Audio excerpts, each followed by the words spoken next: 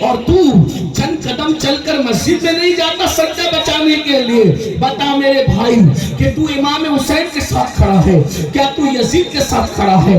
میں تمہیں یزیدی کہنے نہیں آیا, اتنی ہمت میرے اندر نہیں ہے.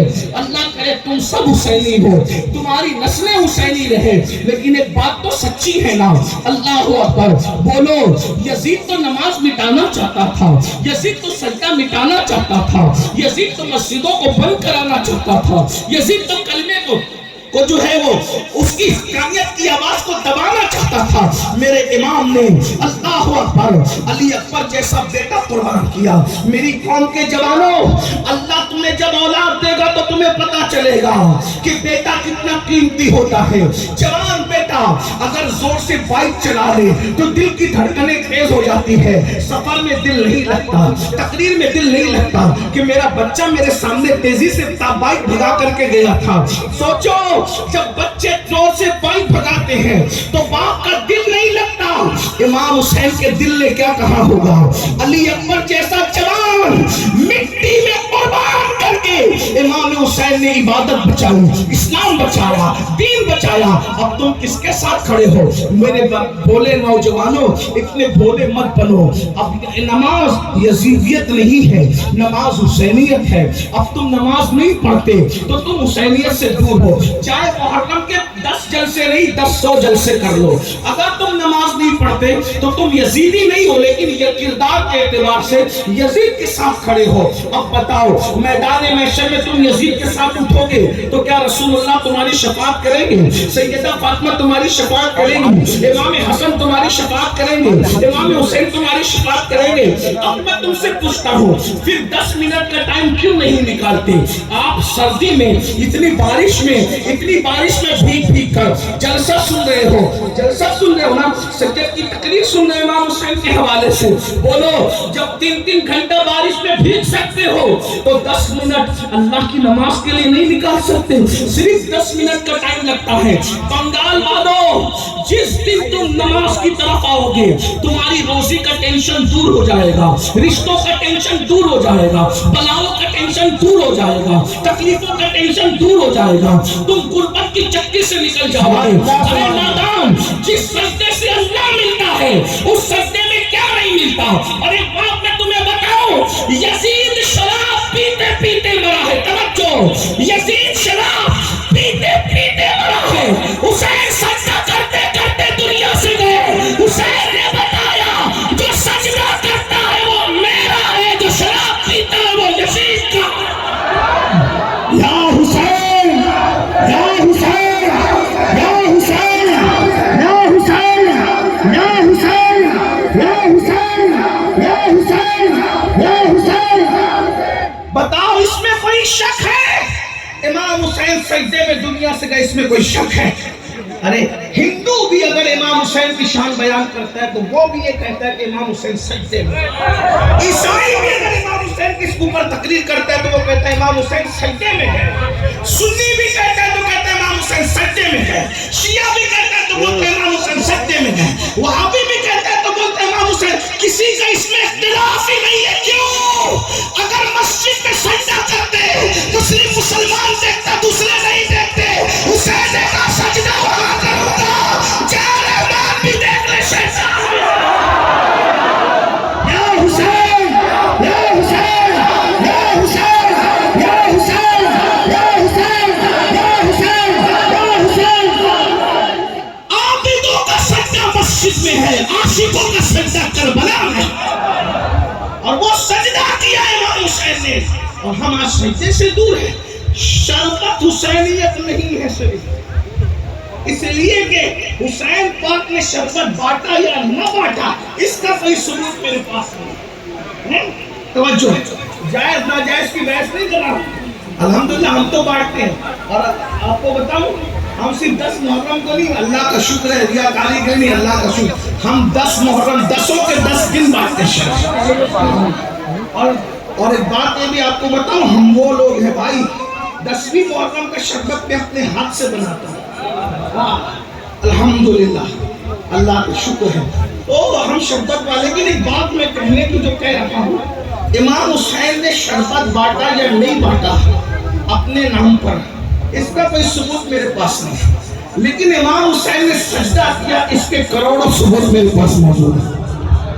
تو شربت پلانے والا کیا ہوگا یہ میں نہیں کہہ سکتا، حالانکہ وہ ہے حسینی، لیکن سجدہ نہ کرنے والا، تو سجدہ نہ کرنے والا کبھی حسینی بولو ہو سکتا ہے حسینی؟ آپ کہتے ہیں ناڑا پہن کے حسینی بنیں گے، کڑا پہن کے حسینی بنیں گے، کالے اور پیلے کپڑے پہن کے حسینی بنیں گے۔ میں نے کہا ناڑا بھی بازار میں خریدا جاتا ہے، کڑا بھی بازار میں خریدا جاتا ہے، کپڑا بھی بازار میں خریدا جاتا ہے، اور جو چیز خریدی جائے وہ حسینیت نہیں ہو سکتی۔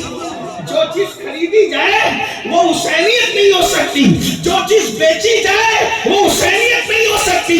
تو کڑا بھی خریدا جاتا ہے، اس لیے کڑا حسینیت نہیں ہے، ناڑا خریدا جاتا ہے، ناڑا حسینیت نہیں ہے، کالے پیلے کپڑے خریدے جاتے ہیں، بیچے جاتے ہیں، یہ حسینیت نہیں ہے۔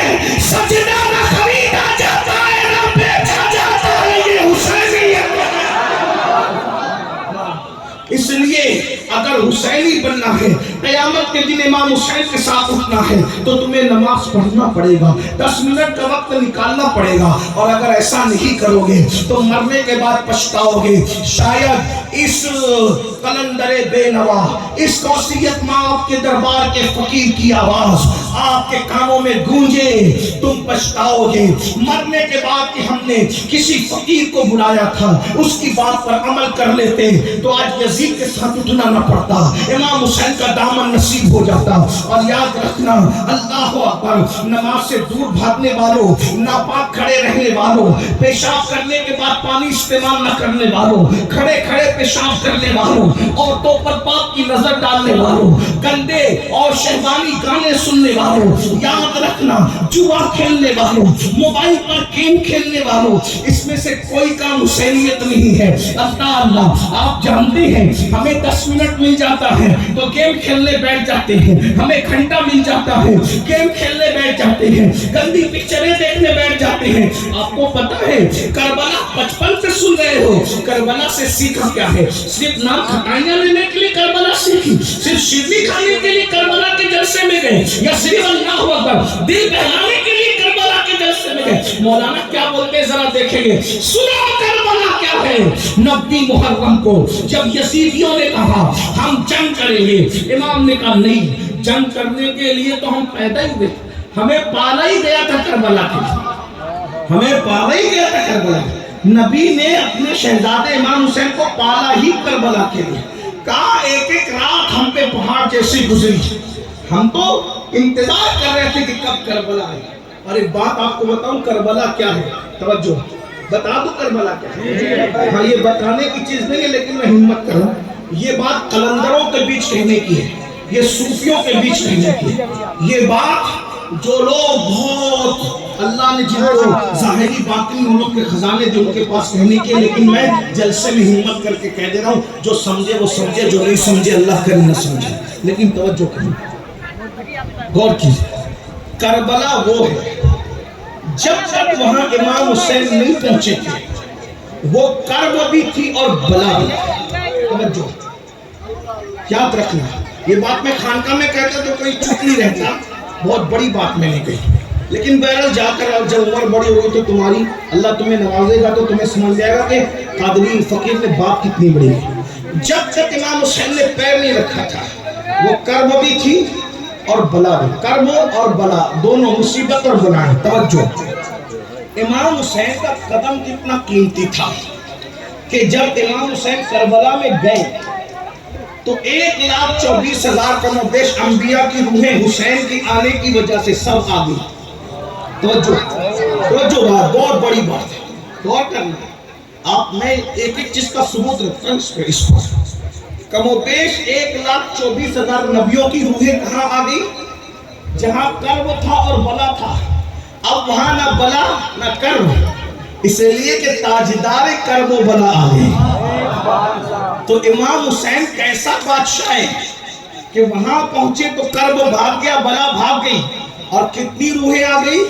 کم و بیش 1,24,000 انبیاء آ گئے، وہ دیکھنے کے لیے کہ نبی کا بیٹا، ذرا دیکھیں تو کیسی قربانی دیتے ہیں. نبی کے بیٹے کی قربانی دیکھنے کے لیے سارے نبی آ گئے. توجہ, ارے یا تو مسجد اقصی میں آئے تھے شب معراج سب ایک ساتھ جمع ہو کر, یا تو کربلا میں آئے. اقصی میں آئے تھے نانا کی شان دیکھنے, کربلا میں آئے نواسے کا مقام. سبحان اللہ, سبحان اللہ.